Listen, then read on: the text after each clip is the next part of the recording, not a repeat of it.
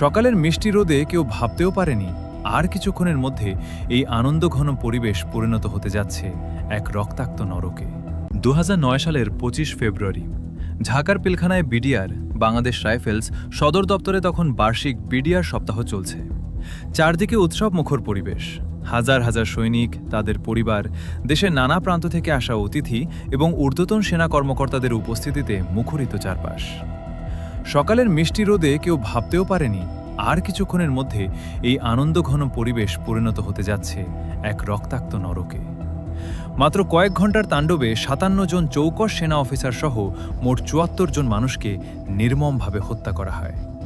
স্বাধীন বাংলাদেশের ইতিহাসে এটি কেবল সবচেয়ে ভয়াবহ হত্যাকাণ্ডই নয়, বলকি আজ পর্যন্ত অন্যতম এক রহস্যাবৃত এবং অমীমাংসিত অধ্যায়।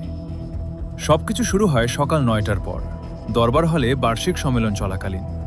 হঠাৎ কয়েকজন সশস্ত্র সৈনিক দরবার হলে ঢুকে পড়ে এবং director general DG major general Shakil আহমেদের বুকে আগ্নেয়াস্ত্র তাক করে।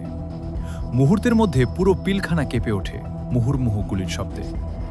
সাধারণ মানুষের মনে প্রশ্ন জাগে, এটা কি শুধুই সাধারণ সৈনিকদের দীর্ঘদিনের ক্ষোভের বহিঃপ্রকাশ ছিল, নাকি এর পেছনে লুকিয়েছিল সুদূর প্রসারে কোনো গভীর রাজনৈতিক ও ভূ রাজনৈতিক ষড়যন্ত্র? সরকারি ও প্রাতিষ্ঠানিক তদন্তে বিদ্রোহের কারণ হিসেবে সৈনিকদের ডালভাত কর্মসূচি, খাবারের নিম্নমান, বেতন বৈষম্য, আবাসন সংকট এবং সেনা অফিসারদের কঠোর মনোভাবের কথা বলা হয়। কিন্তু সামরিক বিশেষজ্ঞ এবং সাধারণ নাগরিকরা এই তত্ত্ব সহজে মেনে নিতে পারেননি। প্রশ্ন ওঠে, কেবল সুযোগ সুবিধার দাবিতে ক্ষুব্ধ হয়ে সাধারণ সৈনিকরা কিভাবে এত সুশৃঙ্খল এবং পরিকল্পিত উপায়ে মাত্র কয়েক ঘন্টার মধ্যে 57 জন উচ্চপদস্থ, দক্ষ এবং যুদ্ধ কৌশলে পারদর্শী সেনা অফিসারকে বেছে বেছে হত্যা করতে পারে? এই পিলখানা ট্র্যাজেডির পর 1 দশকেরও বেশি সময় পার হয়ে গেছে, কিন্তু বেশ কিছু মৌলিক প্রশ্ন আজও অমীমাংসিত রয়ে গেছে। প্রথমত, ঘাতকরা পিলখানায় উপস্থিত অফিসারদের প্রত্যেকের সঠিক তালিকা এবং কার অবস্থান কোথায় তা আগে থেকেই জানত। দ্বিতীয়ত, বিদ্রোহের জন্য বিপুল পরিমাণ ভারী অস্ত্র ও গোলাবারুদ আগে থেকে নির্দিষ্ট জায়গায় লুকিয়ে রাখা হয়েছিল। এত বড় একটি সুপরিকল্পিত অপারেশনের প্রস্তুতি চলছে, অথচ দেশের কোনো গোয়েন্দা সংস্থা বা ইন্টেলিজেন্স কেন আগে থেকে কিছুই জানতে পারল না?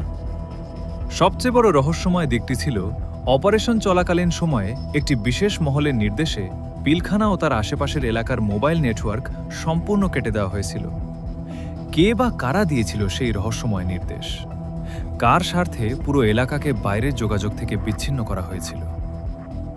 ঘটনার পর গঠিত হয় ইতিহাসের অন্যতম বৃহত্তম বিচার প্রক্রিয়া। হাজারেরও বেশি আসামির বিরুদ্ধে মামলা হয়, অনেকের ফাঁসি ও যাবজ্জীবন কারাদণ্ড হয়। কিন্তু এই দীর্ঘ আইনি প্রক্রিয়ার পরও ট্র্যাজেডির মূল পরিকল্পনাকারী বা মাস্টারমাইন্ড কারা ছিল তা কখনোই স্পষ্টভাবে সামনে আসেনি। যদি এর পেছনে কোনো বাহ্যিক রাষ্ট্রীয় বা আন্তর্জাতিক শক্তি থেকে থাকে, তবে তাদের নাম বা ভূমিকা রহস্যের কুয়াশায় ঢাকা পড়ে গেছে।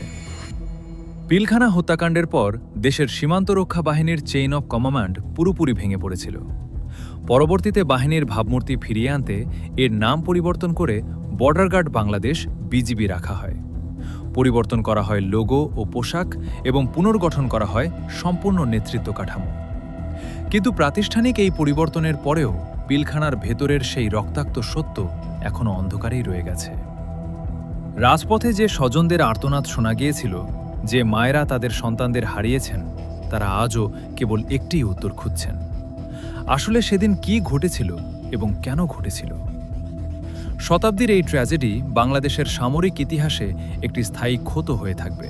এই ডকুমেন্টারির তথ্যগুলো অনলাইন থেকে সংগ্রহ এবং যাচাই বাছাই করে নেওয়া হয়েছে।